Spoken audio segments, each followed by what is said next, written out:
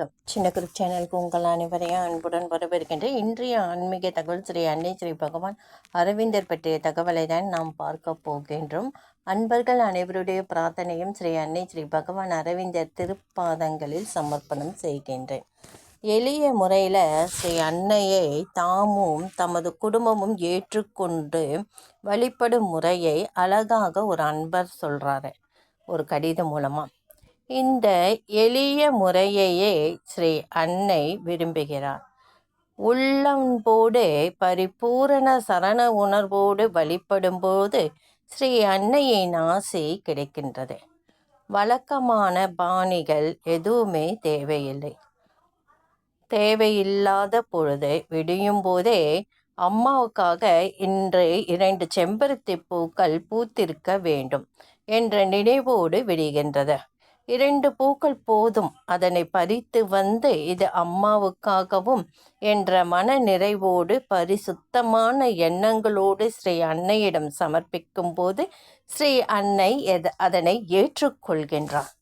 தம் குறைகளை ஸ்ரீ அன்னையிடம் கூறுகின்றனர், விடிவை வேண்டுகின்றனர். ஸ்ரீ அன்னையால் தீர்த்து வரும் பிரச்சனைகளுக்காக நன்றி தெரிவிக்கின்றனர். குழந்தைகளுக்கு ஸ்ரீ அன்னையை அடையாளம் காட்டுகின்றன. எதை செய்தாலும் ஸ்ரீ அன்னையை நினைத்து செய்யுமாறு பணிகின்றன. அவர்கள் நினைவெல்லாம் ஸ்ரீ அன்னையை சுற்றி சுற்றி படர்கின்றன. வாழ்வில் இதைவிட வேறு என்ன பாக்கியம் வேண்டும்? இவர்களுக்கு ஸ்ரீ அன்னையின் ஆசி மென்மேலும் பரிபூரணமாக கிடைத்து வரும் என்பதில் சந்தேகமே இல்லை. அன்னைக்கு அன்பா பாசமா பரிவா உள் அன்போடு நாம் எதை செய்தாலும் அவங்க ஏற்றுப்பாங்க. குழந்தைகள் தான் மீது எவ்வளவு அன்பு வைத்திருக்கின்றார்கள் என்பதை அவங்க அதற்கு முதற் கடவுள் ஸ்ரீ அன்னை. நம்ம அழைக்காமலே ஓடி வந்துடுவாங்க. நம்ம அன்பா அவங்கள நேசிச்சோம்னா. ஒரு விதத்தில் ஸ்ரீ அன்னையை ஆராதிப்பது சுலபம்தான், ஒரு விதத்தில் மிகவும் சிரமம். சாதகனாக இருந்து ஆராதிப்பது மிக மிக கஷ்டம், மிகவும் சிரமமானது. ஒரு குழந்தையின் சிறுதயத்தோடு குடும்பத்தில் உள்ளவர்கள் செய்யும் ஆராதனையை ஸ்ரீ அன்னை உடனடியாக ஏற்றுக்கொள்கிறார். ஸ்ரீ அன்னைக்கு குழந்தைங்கன்னா ரொம்பவே விருப்பம். ஸ்ரீ அன்னையை ஸ்ரீ அரவிந்தரை பிரம்மத்தின் வடிவங்கள், தெய்வங்களுக்கெல்லாம் தாய் என்ற நினைவோடு வழிபடுதல் சிறந்தது. நம்ம தூங்கி எழுந்திருக்கும் போது ஸ்ரீ அன்னையின் நினைவோடு எழுந்துக்கணும். தூங்கி எழுந்திருச்சதும் ஸ்ரீ அன்னை கிட்ட இன்றைய தினம் நல்ல தினமாக போக வேண்டும் அம்மா என்று பிரார்த்தனை செய்யணும். உங்கள் திருப்பாதங்களை இன்றைய தினத்தை நான் சமர்ப்பணம் செய்கின்றேன். நேற்றைய தினம் நல்ல விதமாக போனதற்கு நன்றி தெரிவிக்கணும். இது 2 கண்டிப்பாக நீங்கள் காலையில் செய்யணும். அதே மாதிரி செடி வச்சுருக்கீங்க, இல்லைன்னா நீங்கள் கடையில் பூ வாங்குறீங்க. இன்றைக்கி ஸ்ரீ அன்னை ஸ்ரீ பகவான் அரவிந்தருக்கு பூ நம்ம வீட்டை தேடி வரணும், இந்த பூ வைக்க நமக்கு விருப்பமாக இருக்குன்னு நினச்சாவே போதும். பூ உங்கள் வீட்டை தேடி வரும். நினச்சான்னா அன்புள்ளத்தோடு நினைத்தால் நம்மை தேடி ஸ்ரீ அன்னையை வருவாங்கன்ட்டு சொல்லப்படுகின்றது. அருமையான பதிவு. ஸ்ரீ அன்னையை ஸ்ரீ அரவிந்தரை பிரம்மத்தின் வடிவங்கள், தெய்வங்களுக்கெல்லாம் தாயாக நாம் எண்ணி வழிபட வேண்டும். புத்தி ஒத்துழைக்காத, உணர்வுகள் ஏற்றுக்கொள்ளா உடல் ஜடமாக மரத்து போனது போல் நடந்து கொள்ளுதல், இவைகளுக்கெல்லாம் ஸ்ரீ அன்னையின் பிரபாவங்களை விளக்கி மெல்ல சொல்லி இந்த வழிபாட்டில் பூரணமான ஒத்துழைப்பை தரும்படி பழக்கப்படுத்த வேண்டும். புத்தி ஒத்துழைக்காது, உணர்வுகள் ஏற்றுக்கொள்ளா உடல் ஜடமாக மரத்து போனது போல் நடந்து கொள்ளும், இவைகளுக்கெல்லாம் ஸ்ரீ அன்னையின் பிரபாவங்களை விளக்கி மெல்ல மெல்ல இந்த வழிபாட்டின் பூரணமாக ஒத்துழைப்பை தரும்படி பழக்கப்படுத்த வேண்டும். அதாவது சிலர் முரண்பாடாக இருப்பாங்க.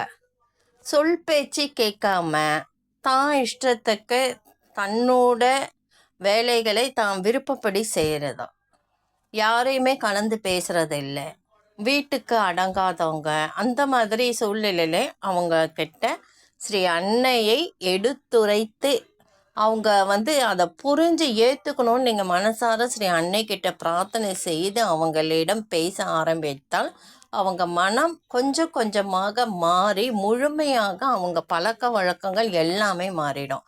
தன்னாலே ஸ்ரீ அன்னை அவங்கள ஈர்த்துப்பாங்க, தன்னிடம் அவங்கள சேர்த்துப்பாங்க. அதாவது தன்னுடைய குழந்தை அவன் தவறு செய்தாலும் அதனை திருத்தக்கூடியது ஒரு தாயோட கடமை. அதை தான் ஸ்ரீ அன்னை செய்வாங்க. எவ்வளவோ முட்டாள்தனமாக ஊரை சுற்றிட்டு தாய் தந்தைக்கு அடங்காத குழந்தை கூட மெல்ல மெல்ல ஸ்ரீ அன்னையின் தியான கூடத்திற்கு அந்த குழந்தைய துணைக்கு அழைத்து கொண்டு போகும் ஒரு தாய் அங்கே தினைக்கும் தான் குழந்தைக்கு துணைக்கு வான்னு சொல்லிட்டு கூட அழைத்து கொண்டு கிண்டியில் முன்னெல்லாம் கிண்டியில் ஸ்ரீ அன்னையின் தியான கூடல் நடக்கும். அதில் நிறைய அன்பர்கள் வருவாங்க, அவங்கவுங்க பிரார்த்தனையை பகிர்ந்துப்பாங்க. பிரார்த்தனை மட்டும் இல்லை, அவங்களுக்கு நடந்த விஷயங்களையும் அபரிமிதமான அவங்களுக்கு ஸ்ரீ அன்னையின் அருள் எந்த வழியில் எப்படியெல்லாம் கிடைத்ததுன்றதை அந்த கூடலில் கலந்துப்போம். அடங்காமல் சொல்படி கேட்காமல் அவங்க ஸ்கூலுக்கு அந்த குழந்தை கூட ஒழுங்காக போகாது. தாயோட பிரார்த்தனையே அதுதான், அந்த குழந்தை மனம் மாற வேண்டும் என்று தியான கூடலுக்கு தனக்கு துணைக்காக அந்த குழந்தையிடம் மெல்ல அன்பாக பேச அழைத்து வருகிறார்கள். ஒரு முறை வராங்க, 2 முறை வராங்க, 3வது முறை குழந்தை டோட்டலாக மாறிடுறான். அடக்கம், பண்பு, பொய் பேசாமல் இருக்கிறத, எப்போ பாரு தியான கூடத்துக்கு போகணுன்றது, ஸ்கூலுக்கு போகிறதுக்கு அவன் சொல்கிறான், அம்மா நான் இன்னைக்கு ஸ்கூலுக்கு போகிறேம்மா, இனிமேல் ஒழுங்காக போகிறேன். அந்த நிறைய மாற்றங்கள் அந்த பையன்கிட்ட கிடைக்கிது. அவங்க தாய்க்கு எப்படி இருக்கும், எவ்வளோ சந்தோஷம் இருக்கும். மதரோட அருள் இப்படியெல்லாம் தான் நண்பர்களுக்கு எல்லாருக்குமே போய் சேருது. அதை அன்பர்கள் நிறைய பேர் உணர்ந்திருப்பாங்க. அதாவது தன்னை தேடி வரும் அன்பரின் மனம் என்ன நினைக்கிறது என்று ஸ்ரீ அன்னைக்கு தெரியும். அவங்களுடைய விருப்பம் என்ன, அது அவங்களுக்கு ஏற்றதாக இருந்தால் நிச்சயமாக ஸ்ரீ அன்னை கொடுப்பாங்க. பூரணமான ஒத்துழைப்பை தரும்படி பழக்கப்படுத்த வேண்டும். நினைவு வழக்கம் போல் சிறகை விரித்து பறக்கும். தியானத்திற்கு அமர்ந்தால் ஒரே இருட்டாக இருக்கும். ஸ்ரீ அன்னையை அழைக்க முயன்றால் அழைப்பு நுனி நாக்கிலிருந்து வரும்.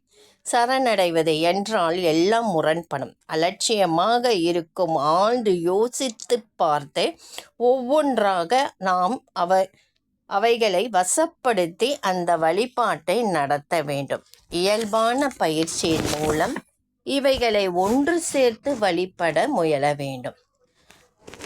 இதுதாங்க ஸ்ரீ அன்னையிடம் இவைகளை வசப்படுத்த உதவுமாறு வேண்டலாம்.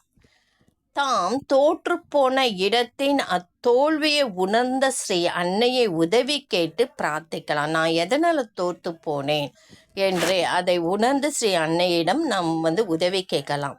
மந்திர மாயங்கள் எதுவும் கிடையாது. நமக்குள்ள உள்ள குணக்கோளாறுகளை நாம் சிந்தித்து சீர்திருத்தி கொண்டால் போதும். நம் அகத்தில் ஏற்படும் ஒவ்வொரு மாற்றமும் புறவாழ்வில் ஒரு பெரிய மாறுதலை விளைவிக்கும். இது நமக்கே ஆச்சரியமா இருக்கும். இந்த வழிபாட்டு முறையில் ஒன்றை புரிந்து கொண்டு அதன் மூலம் பலன் ஏற்பட்டு விட்டால் மற்றவர்களை செய்ய வேண்டும் என்ற ஆர்வம் பொங்கி வரும். தளராத முயற்சியுடன் ஒரே நோக்கோடு ஈடுபடும் போது அசையாத தேரும் அசைந்து ஓடும் முயற்சியை மேற்கொள்ள வேண்டியது மனிதனின் ஆர்வத்தை பொறுத்தது. அலட்சியமாகவோ ஈடுபாடு இன்றியோ உற்சாகம் குறைவுடனோ இதில் ஈடுபடுவது சரி என்று பலனும் அளிக்காது. இந்த வீடியோ பதிவை இத்துடன் முடிச்சுக்கிறேங்க. இந்த வீடியோ பதிவு உங்களுக்கு பிடித்திருந்தால் லைக் பண்ணுங்கள், ஷேர் பண்ணுங்கள், சப்ஸ்கிரைப் பண்ணுங்கள், கமெண்ட் பண்ணுங்கள். அடுத்து ஒரு ஆன்மீக தகவல் இதை விட சிறப்பான ஒரு தகவலை பார்க்கலாம். நன்றி.